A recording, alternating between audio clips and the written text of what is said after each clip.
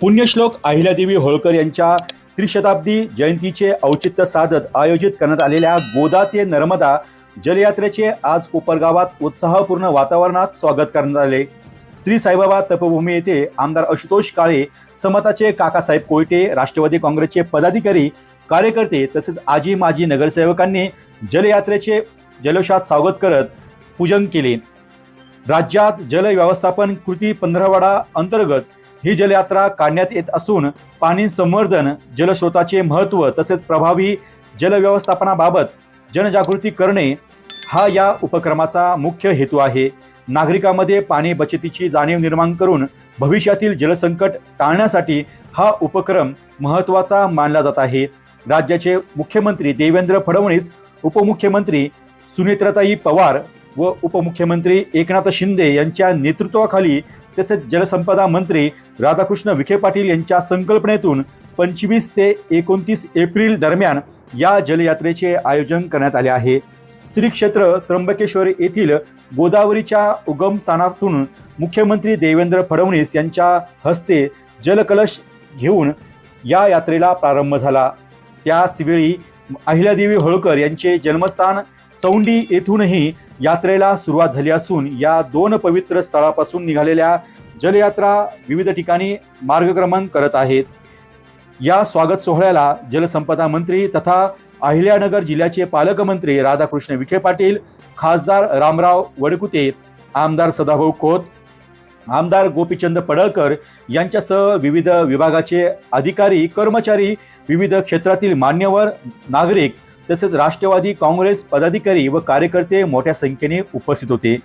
कोपरगावातील या जल्लोषपूर्ण स्वागतामुळे गोदा ते नर्मदा जलयात्रेला अधिकच ऊर्जा मिळाली असून जलसंवर्धनाचा संदेश व्यापक पातळीवर पोहोचत असल्याचे चित्र दिसून येत आहे।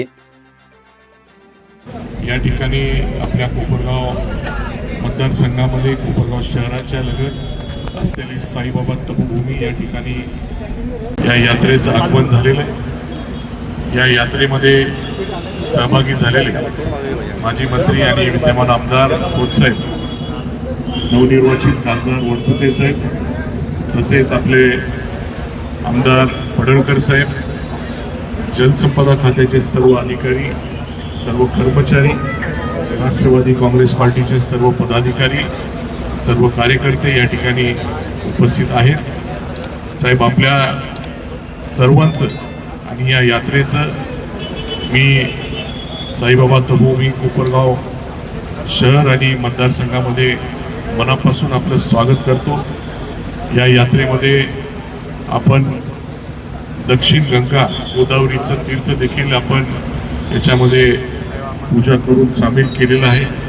ही फार चांगली संकल्पना आपल्या माध्यमातून या यात्रेची या ठिकाणी आलेली आहे। 300वी जयंती साजरी करत असताना जे योगदान राजमाता पुण्यश्लोक अहिल्यादेवी यांनी पूर्ण भारतभरामध्ये दिलेलं आहे ते वेगळ्या वेगळ्या क्षेत्राच्या माध्यमातून दिलेलं आहे। त्याच्यात सर्वात महत्त्वाचं जे क्षेत्र असेल ते जलसंधारण, जलसंपदेचं आहे।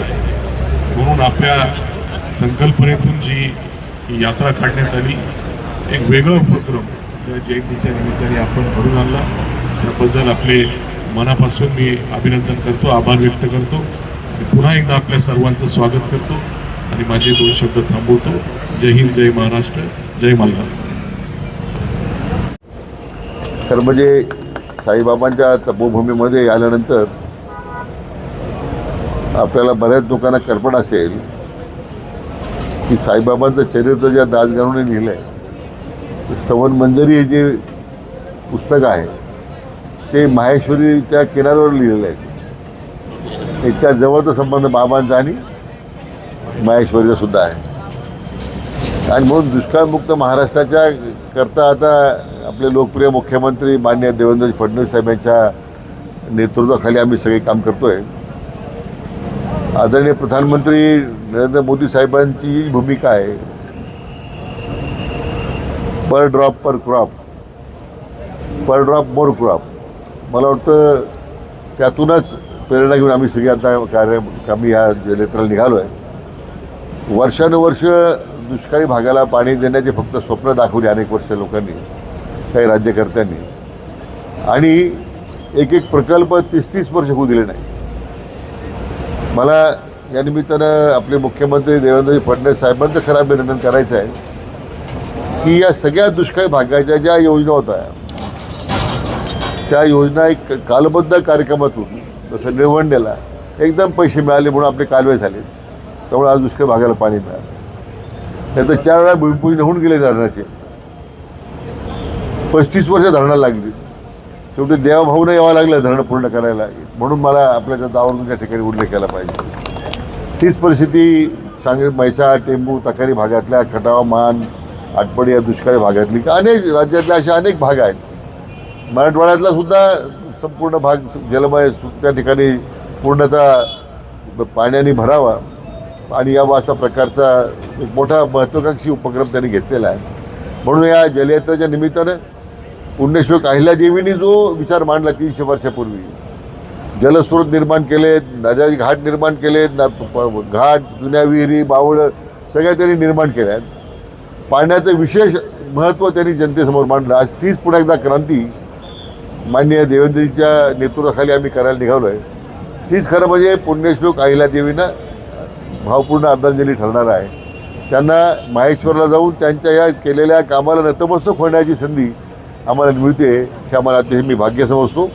पुढे एकदा आशुतोषजी आपल्या सर्व पदाधिकाऱ्यांचं आलेल्या सर्व नागरिकांना आमचं स्वागत केल्याबद्दल मनापासून आपला धन्यवाद देतो आणि थांबतो. जय हिंद. या जलयात्रेचं आगमन आपल्या साईबाबा तपोभूमीमध्ये झालेलं आहे. या यात्रेच्या निमित्तानं आपल्या परिसरातील सर्व मान्यवर मंडळी इथं उपस्थित आहेत. राज्याचे लोकप्रिय मुख्यमंत्री देवाभाऊ यांच्या नेतृत्वात आणि जलसंपदा खात्याचे मंत्री माननीय राधाकृष्ण विखे पाटील साहेब यांच्या संकल्पनेतून पुण्यश्लोक अहिल्यादेवींच्या त्रिशताब्दी जयंतीच्या निमित्तानं गोदा ते नर्मदा आणि अहिल्यादेवींची जन्मभूमी चौंडी ते अहिल्यादेवींची कर्मभूमी महेश्वर अशा 2 यात्रा या पर्वाच्या दिवशी निघालेल्या आहेत. आज यात्रेचा 3रा दिवस आहे. माननीय विखे पाटील साहेब स्वतः या यात्रेमध्ये 24 तास सोबत आहेत. माननीय या विधानसभा मतदारसंघाचे कार्यसम्राट, तरुण तडफदार, युवा आमदार माननीय अशोकजी काळे साहेब यांनी या यात्रेचं इतक्या जल्लोषामध्ये स्वागत केलं आहे. मी सर्व यात्रेकरूंच्या वतीनं त्यांना मनापासून धन्यवाद देतो. माननीय सदाभाऊ, माननीय वडकुते साहेब उपस्थित आहेत, सर्व मान्यवर आहेत. एका मिनिटात बोलायचं म्हटलं तर पहिल्यांदा अशी यात्रा निघते. अहिल्यादेवींची जन्मभूमी महाराष्ट्र आहे, त्यामध्ये अहिल्यानगर आहे आणि अहिल्यानगरमधून चौंडीमधून पहिल्यांदा राज्य सरकारच्या माध्यमातून महेश्वरला जाणारी ही पहिली यात्रा आहे. गोदा ते नर्मदा अत्यंत चांगली संकल्पना या जलसंपदा खात्याच्या माध्यमातून मांडलेली आहे. ही नुसती जलयात्रा नाही आहे, महाराष्ट्राच्या दुष्काळ मुक्तीचा संकल्प माननीय देवाभाऊनी आणि राधाकृष्ण विखे पाटील साहेबांनी केला आहे. ज्या भागामध्ये कायमस्वरूपी पाणी हवं आहे त्या भागाला पाणी देण्यासाठी राज्य सरकार अत्यंत टोकाचा प्रयत्न करत आहे आणि मला 100% खात्री आहे येणाऱ्या काही वर्षामध्ये महाराष्ट्र आपल्याला दुष्काळमुक्त झालेला दिसेल. अहिल्यादेवींच्या चरणी नतमस्तक होतो आणि विखे पाटील साहेबांना विनंती करतो त्यांनी 1 मिनिट बोलावं. डी न्यूज वृत्तवाहिनी सामाजिक, शैक्षणिक, राजकीय, धार्मिक, सहकार, सांस्कृतिक, कृषी या सर्व चालू घडामोडींचा वेध घेणारी वृत्तवाहिनी. डी न्यूज वृत्तवाहिनी, वेध वर्तमानाचा.